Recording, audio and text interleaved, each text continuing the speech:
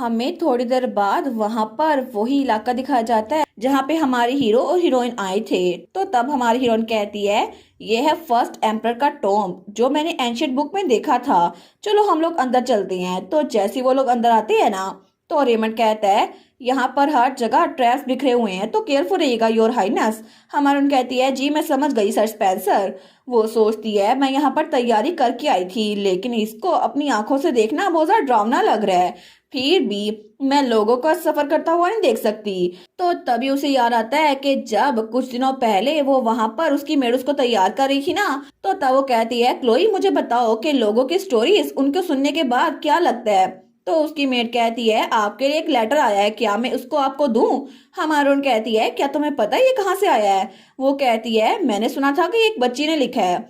तो तब हमारी एग्नेस उस लेटर को पढ़ती है।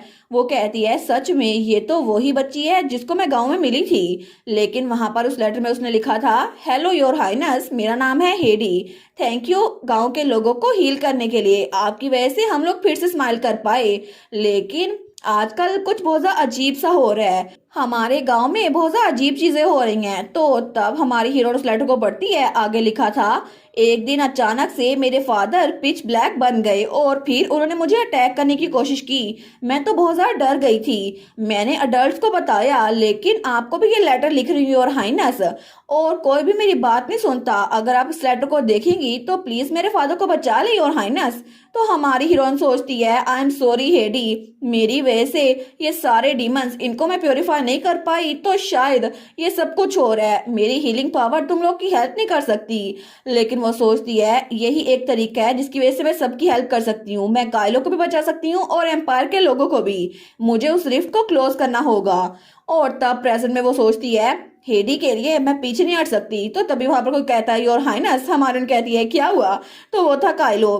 वो कहता है, आप तो बहुत ज्यादा गहरी सोच में डूबी हुई हैं, ये पाथ बहुत ज्यादा डेंजरस है, तो प्लीज मुझे आगे बढ़ने दे। हमारी और सोचती है, मैं तो अपनी सोच में डूबी हुई थी, मैंने इसकी आवाजें सुनी। वो कहती है, बिल्कुल ठीक है सर ग्रे, मैं तो बस थोड़ी देर के लिए कुछ सोच रही थी, लेकिन मैं बिल्कुल ठीक हूँ। और तभी वो आगे बढ़ने लगती है और उसका पाँव एक ट्रैप पे फंसता है और तभी साथ से वो ट्रैप एक्टिवेट हो गया था। तो एग्नेस तो बहुत ज्यादा डर गई थी, लेकिन तभी पीछे से रेमंड स्पेंसर उसकी तरफ बढ़ने लगता है। वो कहता है, योर हाइनेस, लेकिन उससे पहले ही उसको काइलो ने बचा लिया था और वो आग उसके पास से होकर दूर चली गई थी। तो तब वो कहता है, योर हाइनेस, कहीं आपको चोट तो नहीं आई। हमारी ओर कहती है, नहीं मैं बिल्कुल ठीक हूँ। तो रेमंड सोचता है, अगर मैं उनको पहले बचा लेता तो क्या कुछ चेंज होता। नहीं, कुछ भी चेंज नहीं होता, क्योंकि हर हाइनेस मुझसे बहुत ज्यादा दूर है और काइलो और एग्नेस आगे बढ़ रहे थे।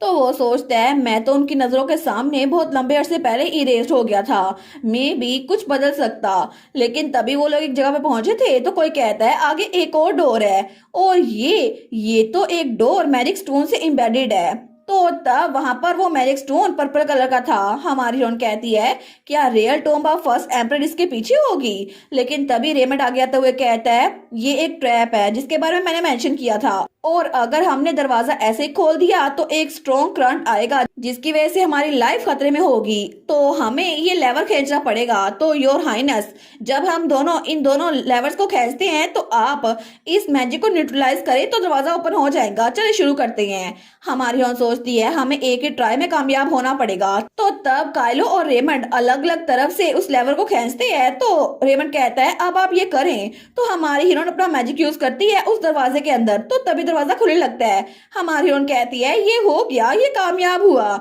लेकिन तभी जब वो सामने देखती है तो बहुत ज्यादा डर गई थी, क्योंकि वहां पर कोई चीज उनकी तरफ बढ़ रही थी दरवाजे के पीछे से, और वो था एक ड्रैगन जो कि बहुत ही जरा बड़ा था और बहुत ज्यादा खतरनाक लग रहा था।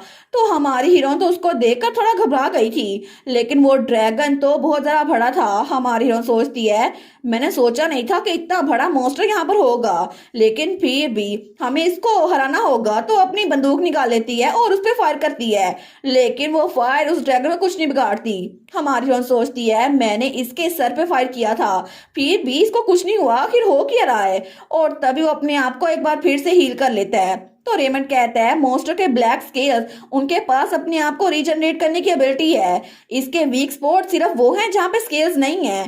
तो तभी वो मॉन्स्टर वहां पर घुर्राता है। तो उसकी आवाज बहुत ज्यादा फैल रही थी। तो हमारी हीरोइन कहती है हमें इसके मुंह के अंदर वार करना होगा, मैं इसकी अटेंशन को ड्रॉ करती हूँ, तो तुम लोग भी इसको कुछ करो। तो वहां पर रेमंड और काइलो दोनों उसकी तरफ देखते हैं, वो कहते हैं ठीक है।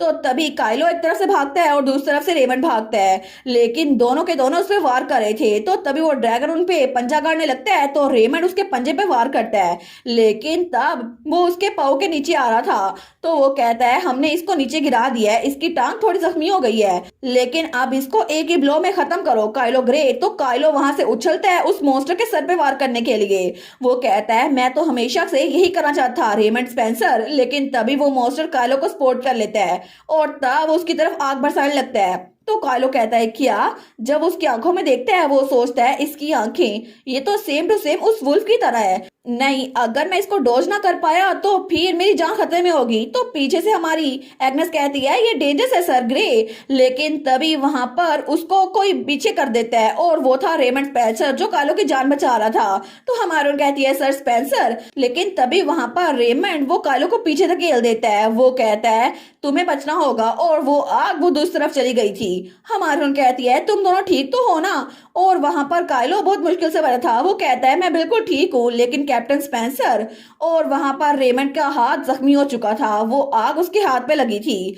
तो तब वहां पर वो मॉन्स्टर एक बार फिर से उन पे वार करने लगता है और हमारी हीरोइन उसका निशाना थी।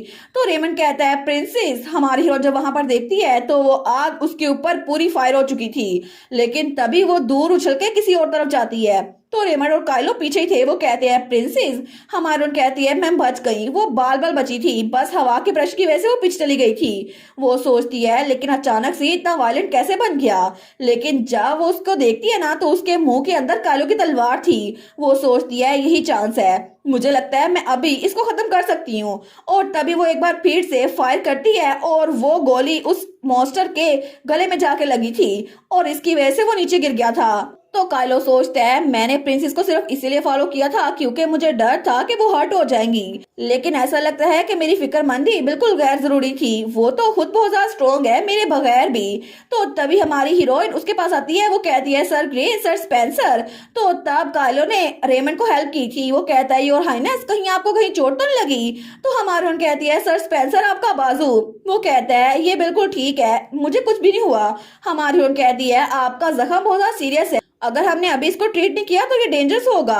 तो काइलो कहता है योर हाइनेस मैंने उस मॉन्स्टर की आंख में वही पेंटाग्राम सिंबल देखी थी। हमारी कहती है वही पेंटाग्राम सिंबल जो हमने उन वुल्फ्स की आंखों में देखी थी, क्या ये भी कोई डिमोनाइज मॉन्स्टर तो नहीं था? लेकिन तब वो कहती है सबसे पहले हमें सर रेमंड को ट्रीट करना होगा। तो तब रेमंड नीचे बैठ गया था और हमारी हीरोइन उसको ट्रीट कर रही थी। तो हमारी हीरोइन कहती है मैंने एक्सटर्नल इंजरीज को ट्रीट कर दिया अपनी पावर से।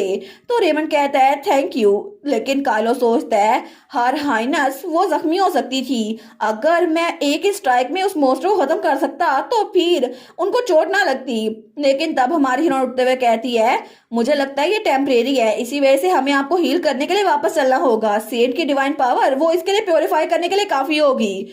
वो सोचती है एक मॉन्स्टर जिसकी आंखों में इन्वर्टेड पेंटाग्राम है जो कि एम्परर की टोम के अंदर है, आखिर ये है क्या चीज? ये तो उस रिफ्ट से बहुत ज्यादा दूर है, फिर इसकी आंखें ऐसी क्यों थी? लेकिन तभी एग्नेस के हाथ से एक बूंद खून की वहां जमीन पे गिरती है, तो वहां पे एक मैजिक सर्कल एक्टिवेट हो गया था, लेकिन हमारी हीरोइन उस मैजिक सर्कल के अंदर गिरने लगती है, वो जमीन खुल चुकी थी। तो तभी काइलो और रेमंड उस तरफ देखते हैं, वो कहते हैं योर हाइनेस। तो काइलो जल्दी से उसकी तरफ हटता है, वो कहता है योर हाइनेस प्रिंसेस। तो हमारी हीरोइन उसका हाथ पकड़ने लगती है, लेकिन वो उस गड्ढे में गिर रही थी और हमारा काइलो वो उसका हाथ पकड़ नहीं पाता और हमारी हीरोइन वहां से गायब हो चुकी थी, लेकिन उसके गिरते ही वो गड्ढा वो बिल्कुल गायब हो गया था। तो हमारा काइलो वो अपनी तलवार निकालता है और बार बार उन पत्थरों को तोड़ने की कोशिश करता है, लेकिन वो पत्थर वो तो जैसे जमीन के अंदर बहुत ही ज्यादा थे, उससे वो जगह वो टूटती नहीं है। वो सोचता है डैम इट, मैंने वादा किया था खुद से कि मैं उनको प्रोटेक्ट करूंगा, फिर भी मैं उनको प्रोटेक्ट कर नहीं पाया। तो तब रेमंड वो काइलो की तरफ आता है, वो कहता है बस बहुत हो गया, प्रिंसेस बिल्कुल सेफ रहेंगी। तो काइलो अपनी तलवार फेंक कर उठते हुए कहता है रेमंड स्पेंसर क्या तुम्हें प्रिंसेस के बारे में बिल्कुल भी फिक्र नहीं हो रही? वेल आई सपोज तुमने कभी उनसे प्यार किया ही नहीं था। तो रेमंड कहता है तुम्हें आखिर इस बारे में क्या पता? तो काइलो उसके पास आता हुए कहता है क्या तुम नहीं थे जिसने प्रिंसेस को खुद से दूर धकेला, और अब तुम कह रहे हो कि तुम उनका दिल जीतना चाहते हो? मुझे ये मत बताना कि तुम इस बात पर पछता रहे हो। तो रेमंड कहता है, बिल्कुल तुम ठीक कह रहे हो, मैंने उनको खुद से दूर धकेला था, क्योंकि जब भी मैं उनको देखता था तो मुझे मेरी मदर की याद आती थी।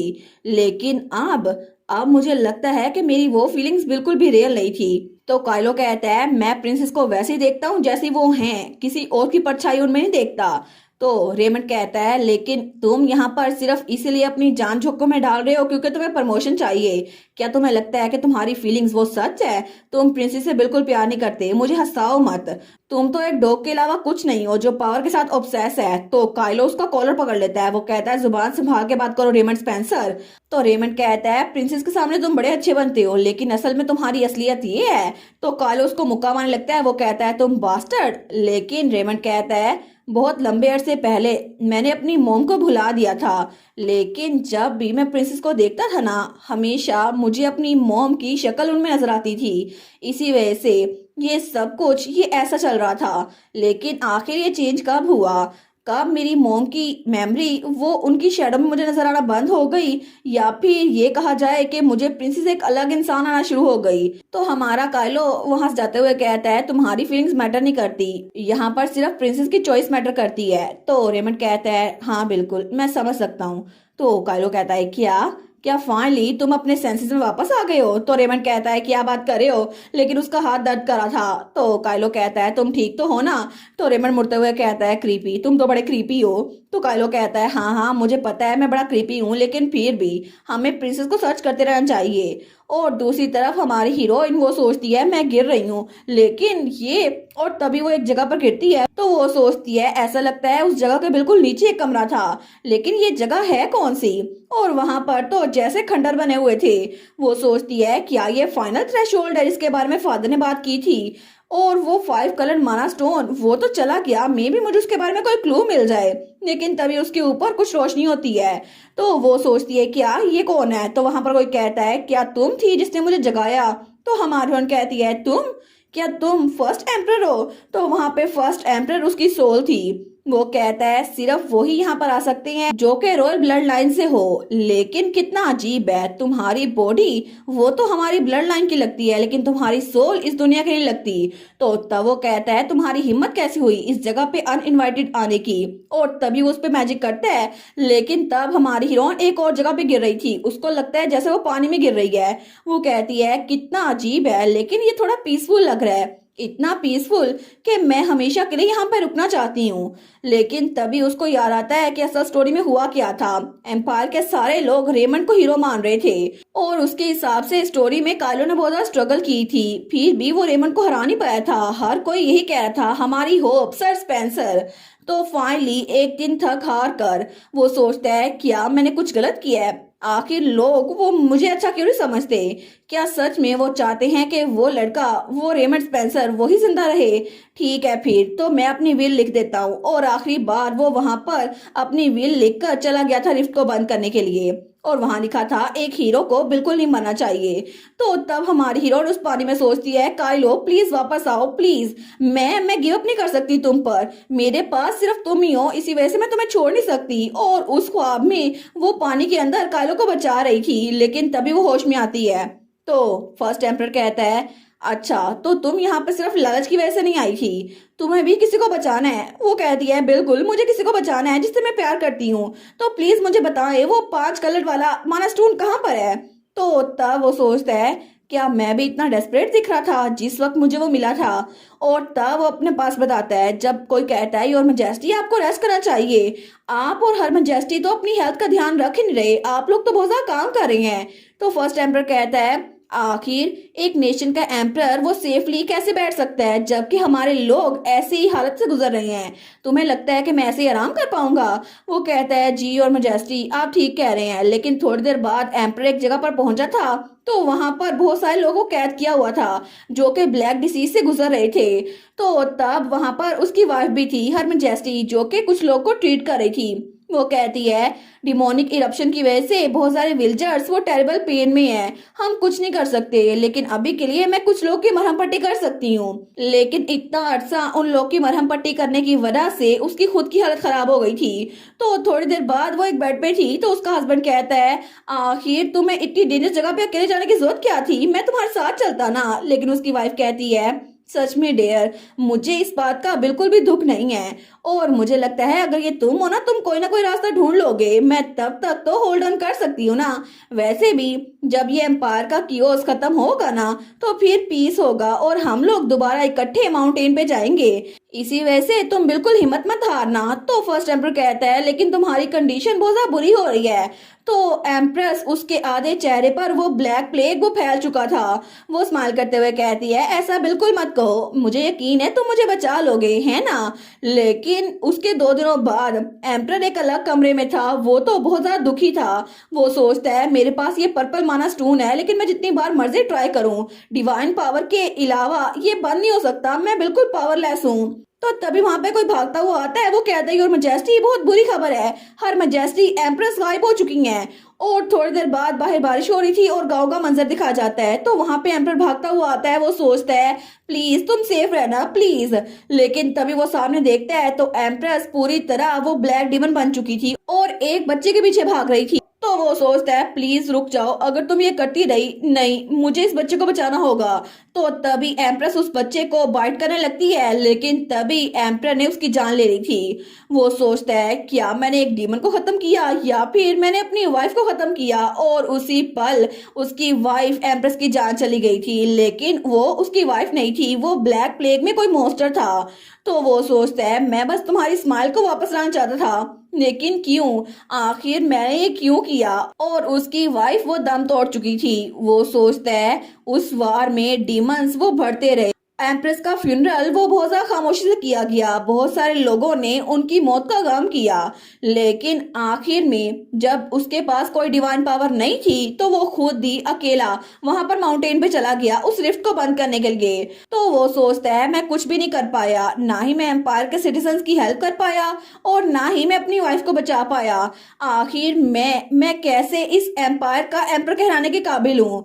लेकिन तब वो आगे बढ़ते हुए सोचता है अगर मेरे पास डिवाइन पावर होती तो क्या मैं किसी को प्रोटेक्ट कर सकता। और वहां पर वो एक जगह पर पहुंच गया था। वो सोचता है मुझे फर्क नहीं पड़ता मेरी लाइफ के साथ क्या हो, मैं किसी को प्रोटेक्ट नहीं कर पाया, जब तक मैं लोग को बचा सकूं मैं कुछ भी करूंगा। तो तभी उसके सामने कोई कहता है तुम कितने पिटीफुल हो। तो एम्पर कहता है क्या, तुम कौन हो। तो वहां पे कोई कहता है तुम्हारी डेस्परेट प्रेयर्स ने मुझे जगा दिया, तुम्हें लोग को बचाना है ना और तुम्हें अपनी सेक्रीफाइस देनी है, तो फिर ठीक है, ये लो मैं तुम्हें देता हूँ पावर्स। मैं तुम्हें ये सारी पावर्स दूंगा जिसकी वजह से तुम लोग की जान बचा सकते हो और जाओ और लोगों की जान बचाओ। लेकिन तभी वो पावर्स उसके पत्थर के अंदर आ गई थी। वो सोचता है अगर मैं यहाँ पहले आ चुका होता तो क्या मैं अपनी वाइफ को बचा पाता, लेकिन अभी भी मैं एम्पायर के सिटीजन्स को बचा सकता हूँ। और क्या पता जब मेरी जान चली जाए तो मैं अपनी वाइफ को एक बार फिर से देख सकूं। और अगर ये सब कुछ ना होता तो क्या मैं और मेरी वाइफ बहुत ज्यादा खुश होते। लेकिन वो वहां पर अपनी पावर को यूज करता है और पूरे के पूरे माउंटेन पे रोशनी फैल रही थी और उसकी वजह से वहां पे डिमोनिक एनर्जी खत्म हो रही थी। और यही था वो लम्हा जब फर्स्ट एम्पर ने डिमोनिक एनर्जी को खत्म किया था। और वहां पे सारे लोग इस बात को महसूस करते हैं। लेकिन उसके कुछ अरसे बाद ही वहां पर कोई कहता है आखिर हिज मैजेस्टी एम्परर आप अल्टर में अकेले कैसे चले गए, आपको रॉयल गार्ड्स को भी लेके जाना चाहिए था। और अपनी पावर यूज करने की वजह से उसकी हालत बहुत ज्यादा खराब हो गई थी। तो तब वहां पर उसका बेटा भी था। वो कहता है फादर क्या आप मुझे सुन सकते हैं, प्लीज कोर्ट फिजिशियन को बुलाओ, हिज मैजेस्टी को एग्जामिन करो। तो दूसरा कहता है जी और हाइनस। लेकिन तभी उसका फादर अपने बेटे का हाथ पकड़ता है। वो कहता है उस सेक्रेट फीवर के साथ क्या हुआ, क्या सब लोग ठीक हो चुके हैं। तो उसका बेटा कहता है आपने उस रिफ्ट को बंद कर दिया फादर, आपने आगे बढ़कर अपनी लाइफ उसकी कुर्बानी दी, इस वजह से आपकी लाइफ बहुत ज्यादा खतरे में है। तो वो सोचता है सच में मैंने बचा लिया, इसका मतलब है कि वो पावर जो मुझे मिली थी वो सच में काम की थी। वो कहता है अब मुझे लगता है मैं रेस्ट कर सकता हूँ। और उसी पल एम्पर की हालत बहुत ज्यादा बुरी हो रही थी। तो उसका बेटा कहता है फादर, तो वहां पर उसका एडवाइजर कहता है योर मैजेस्टी, लेकिन उसका बेटा कहता है आखिर आप ऐसा कैसे कह सकते हैं फादर, एम्पायर के लोगों को आपकी जरूरत है और यहाँ पर सब लोग अपनी पीसफुल लाइफ में आपकी वजह से आए हैं।